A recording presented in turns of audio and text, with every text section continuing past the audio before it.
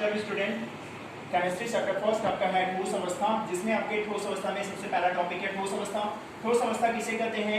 किसी भी अणु में यानी कि पदार्थ की अवस्था में जिसमें उसके अवयवी कण जो होते हैं वो बहुत ज्यादा निकट होते हैं। अवयवी कण जिसके अंतर्गत आपके परमाणु अणु या आयन आते हैं उसे हम क्या कहते हैं? जब वो बहुत ही निकटवर्ती पाए जाते हैं तो उसी को हम उस पदार्थ की क्या कहते हैं? ठोस अवस्था। यानी पदार्थ की वो अवस्था जिसमें उसके अवयवी कण अणु परमाणु और उसके जो आयन होते हैं वो बहुत ही ज्यादा निकट पाए जाते हैं, उसे हम क्या कहते हैं? ठोस कहते हैं। क्रिस्टलीय ठोस का वर्गीकरण यहाँ पे क्या है? ठोस का वर्गीकरण हम दो प्रकार से करते हैं। सबसे पहला क्रिस्टलीय ठोस, दूसरा है अक्रिस्टलीय ठोस। तो क्रिस्टलीय ठोस किसे कहते हैं और अक्रिस्टलीय ठोस किसे कहते हैं? क्रिस्टलीय ठोस के अंतर्गत उसके अवयवी कण जो होते हैं वो उसकी संरचना जो होती है वो नियमित होती है। उसके घटक कण जो होते हैं वो एक नियमित संरचना में पाए जाते हैं और उनके कणों की बार-बार पुनरावृत्ति होती है। लेकिन अक्रिस्टलीय ठोस में जो उसके अवयवी कण होते हैं वो एक नियमित संरचना के रूप में नहीं पाए जाते हैं। क्रिस्टलीय ठोस एग्जांपल जैसे लोहा। लोहे को जब हम काटते हैं तो लोहा एक निश्चित आकार में कटता है क्योंकि उसके जो अवयवी कण होते हैं वो एक निश्चित क्रम में पाए जाते हैं। लेकिन अक्रिस्टलीय ठोस जिसमें आपका एग्जांपल आप ले सकते हैं यहाँ पे क्या? प्लास्टिक। जब भी हम प्लास्टिक को काटते हैं तो प्लास्टिक के जो अवयवी कण होते हैं वो अनियमित होते हैं, जिस कारण से इसका एक निश्चित आकार नहीं होता है। तो ये हो गए क्या? क्रिस्टलीय और अक्रिस्टलीय ठोस। फिर नेक्स्ट टॉपिक आपको स्टडी करना होगा क्रिस्टलीय ठोस का वर्गीकरण। तो क्रिस्टलीय ठोस चार प्रकार के होते हैं, जैसा सबसे पहला है आणविक, दूसरा है सहसंयोजकी, तीसरा है धात्विक और चौथा है आयनिक। इसके बारे में आपके बुक्स में देख करके दिखा होगा, इस चीज को आप स्टडी कर लेंगे। नेक्स्ट टॉपिक आपके बुक में है क्रिस्टल जालक। क्रिस्टल जालक किसे कहते हैं? क्रिस्टल जालक में क्या होता है? परमाणु यानी कि पदार्थ की अवस्था जिसमें उसके अवयवी कण जो होते हैं वो एक जालक के रूप में होते हैं, यानी उसकी जालक की बार बार पुनरावृत्ति होती है, उसी को हम क्या कहते हैं? क्रिस्टल जालक कहते हैं। एकक कोशिका। क्रिस्टल जालक की जो संरचना होती है जिसमें उसके अवयवी कण, जैसे कि हम कह सकते हैं कि यहाँ पे आज स्ट्रक्चर बनाया गया एकक कोशिका की संरचना ये बना करके आपकी दिखाई गई है। तो जब यही एकक कोशिका की बार बार पुनरावृत्ति होती है तो जो संरचना बनती है उसे हम क्रिस्टल जालक कहते हैं। और क्रिस्टल जालक की जो सबसे छोटी इकाई होती है उस छोटी इकाई को हम क्या कहते हैं? एकक कोशिका।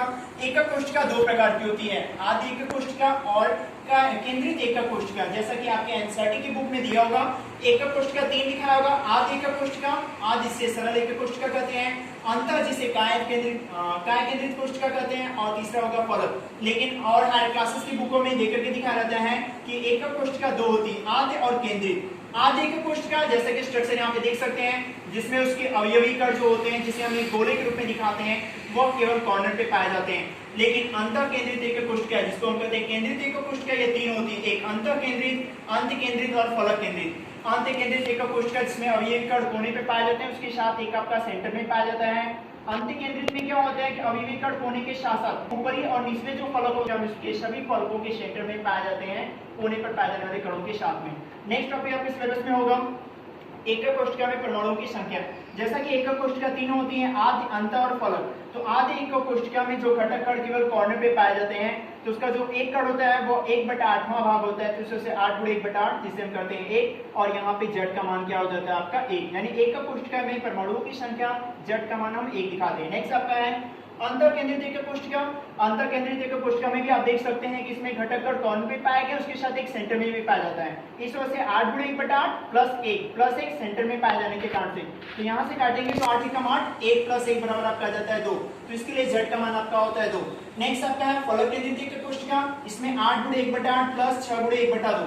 6 × 1/2 कैसे रखा गया? आप देखेंगे कि फलक केंद्रित एकक कोशिका में उसके सभी फलकों पर 6 कण पाए जाते हैं और ये 6 फल जो होते हैं वो 1/2 आधे भाग होते हैं, जिस वजह से 8 × 1/8 प्लस 6 × 1/2 रखेंगे तो 1 + 3 यहाँ पे 4 आएगा, तो Z का मान क्या हो जाता है? 4 हो जाता है। नेक्स्ट टॉपिक होगा एकक कोशिका के क्रिस्टल घनत्व की गणना। जैसा कि ये फार्मूला इस पे न्यूमेरिकल होंगे जिसे आपको सॉल्व करना होगा, ρ = Z × m/1 × m। नेक्स्ट आपका है उपसर्जन संख्या।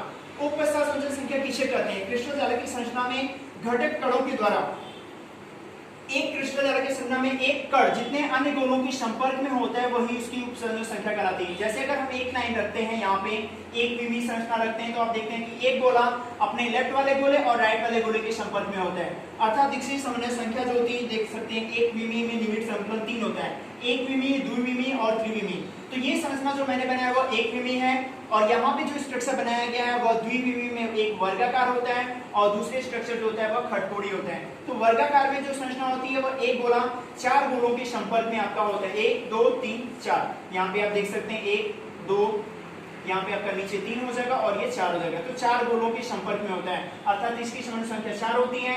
और खटकोड़ी में आप देख सकते हैं ये स्ट्रक्चर आपका दिखाया गया, पहली लाइन की जो परत है उसके नीचे पहले और दूसरे गोलों के बीच में, फिर तीसरी परत जो हम रखते हैं पहले गोले के संपर्क में रखते हैं, तो यहाँ से इसकी समग्र संख्या क्या आती है, 6 आ जाती है। नेक्स्ट टॉपिक आपका क्या है, रिक्तिका। क्रिस्टल जालक में घटक कण जितना स्थान घेरते हैं और उनके द्वारा जो घेरा गया स्थान होता है वही उनकी क्या कहलाती है, संकुलन क्षमता, और जो खाली स्थान होता है उसे हम क्या कहते हैं, रिक्तिका। नेक्स्ट टॉपिक आपका है ठोस में दोष। ठोस में दोष 3 प्रकार का होता है, पहला स्टोइकोमेट्री दोष जो कि 2 प्रकार का होता है, एक रिक्तिका और अंतराकाशी, दूसरा है अपूर्णता और तीसरा है नॉन स्टोइकोमेट्री दोष। तो यहाँ तक के टॉपिक आपके सिलेबस में है जिसे आपको पढ़ना है, इसके बाद नेक्स्ट पार्ट आपको नेक्स्ट सेंड किया जाएगा। Thanks to all of you.